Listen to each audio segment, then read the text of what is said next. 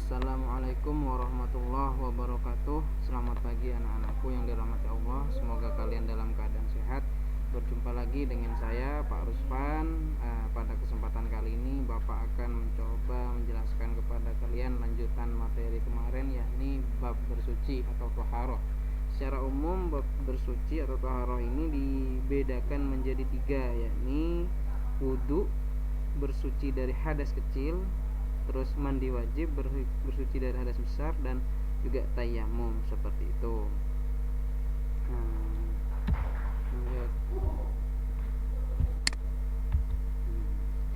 Definisi taharah sendiri itu menurut bahasa artinya bersih atau bersuci, sedangkan menurut istilah yakni adalah melenyapkan sesuatu yang ada di tubuh, pakaian, dan tempat yang menjadi hambatan bagi pelaksanaan sholat dan ibadah lainnya menurut tuntunan syariat Islam.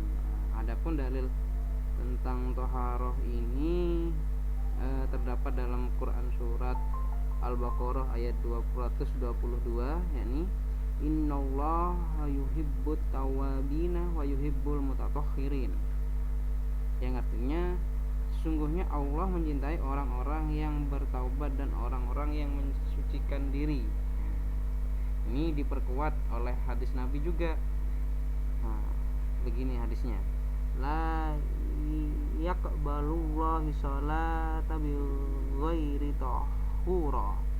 Artinya Allah tidak menerima sholat seorang yang tidak dalam keadaan suci.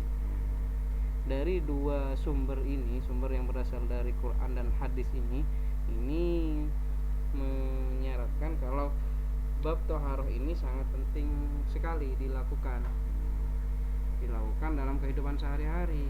Kenapa? Karena ini salah satu syarat sahnya dari semua ibadah, terutama ibadah yang paling utama yakni adalah sholat.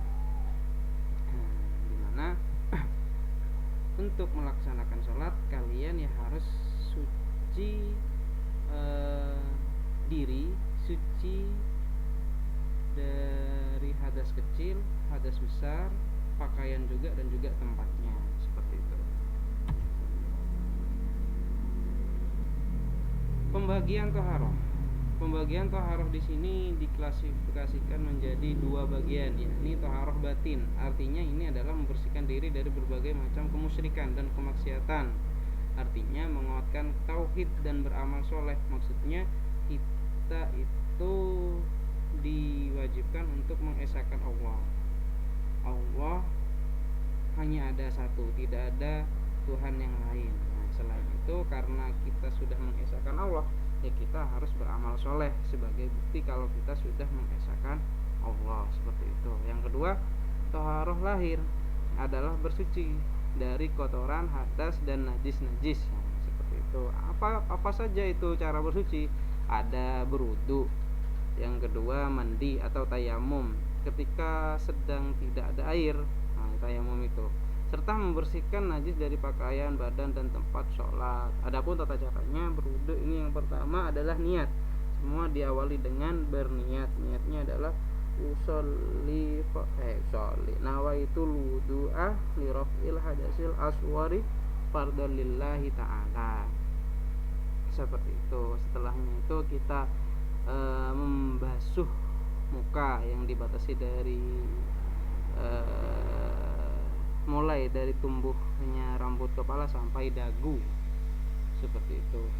Yang di kanan kirinya dibatasi oleh kedua telinga kanan kiri, seperti itu.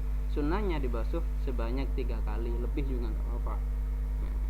Sedangkan mandi juga tata caranya, sebentar, yang berwudu belum selesai. Setelah kita membasuh muka, itu membasuh kedua tangan yang dibatasi oleh sampai sikut. Yang ketiga, disunahkan membasuh sebagian kepala yang ditumbuhin rambut. Yang keempat, sunahnya itu membasuh telinga. Setelahnya itu membasuh kaki yang dibatasi oleh kedua mata kaki. Habis itu selesai. Selanjutnya itu adalah mandi atau membersihkan hadas besar. Yang dimaksud di sini adalah ketika kita, ini khususnya orang yang sudah menikah atau sudah bale, di mana mereka sudah bisa kalau bahasanya itu mimpi basah, seperti itu, atau bahasa dalam kerennya dalam agama itu adalah junub. Jadi ketika kita sudah mengalami hal itu, kita diwajibkan untuk mensucikan diri dengan cara mandi besar. Adapun tata caranya, yakni yang pertama adalah diawali dengan niat. Nah, niatnya seperti ini: nawaitul ghusla li raf'il hadasil akbari fardhu lillahi ta'ala. Nah, artinya niat saya bersuci dari hadas besar karena Allah Ta'ala, seperti itu. Tata cara selanjutnya itu tidak ada langkah yang aneh sih, yang beruntun. Yang penting kalian sudah membasahi seluruh anggota tubuh mulai dari ujung rambut sampai ujung kaki. Udah, itu sudah dianggap sah. Seperti itu. Selanjutnya tayamum. Tayamum ini dilakukan ketika kita sudah sudah tidak dapat menemukan air. Artinya kalau tidak dapat menemukan berarti kita sebelumnya sudah berusaha mencari air. Tapi kalau sudah tidak dapat, ya udah nggak apa-apa, kita bertayamum. Nah, adapun niat tayamumnya itu adalah nawaitu tayamumi li raf'il hadasil aswari fardhu lillahi ta'ala. Nah, itu setelahnya itu kita mengambil debu suci yang biasanya nempel-nempel di tembok-tembok. Artinya dia tidak pernah dibuat injak, tidak pernah debu itu bisa digunakan untuk tayamum. Setelahnya itu kita basuh muka dan kedua tangan kita yang dibersi oleh sikut, seperti itu.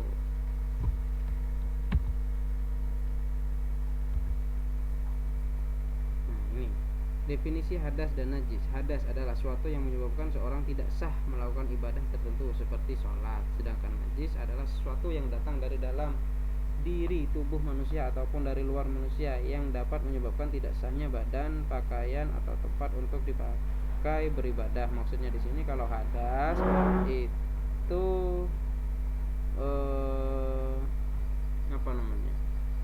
yang menyebabkan kita tidak sah melakukan sholat itu seperti dibedakan menjadi dua, hadas kecil sama hadas besar. Hadas besar itu misal kita, kalau yang laki-laki mengeluarkan sperma, itu bisa disebut berhadas besar. Tentunya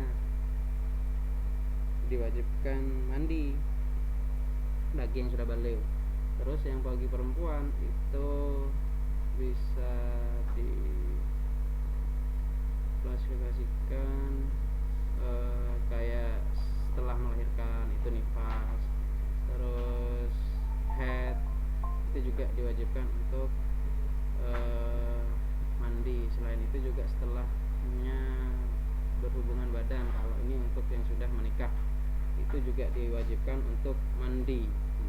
Sedangkan najis itu sesuatu yang datang dari dalam diri tubuh manusia ataupun dari luar manusia yang dapat menyebabkan tidak sahnya badan. Nah, najis itu seperti sesuatu yang keluar dari dubur atau kubul manusia ataupun hewan, itu najis, seperti itu.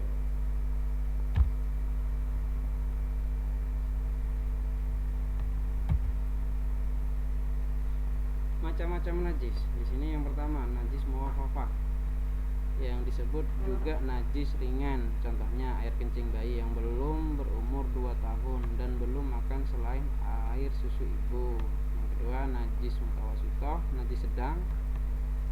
Ini dibedakan jadi dua. Yang pertama hukmiyah, yang kedua aniyah. Hukmiyah itu artinya benda suci yang terkena benda najis dan masih bisa disucikan.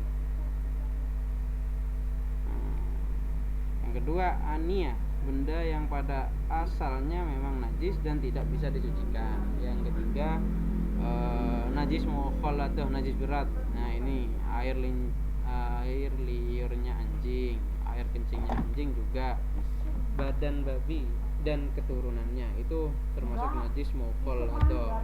Nah, sekian itu penjelasan tentang taharah dari Bapak. Semoga bermanfaat bagi kalian. Bapak akhiri, billahi taufiq wal hidayah. Wassalamualaikum warahmatullahi wabarakatuh.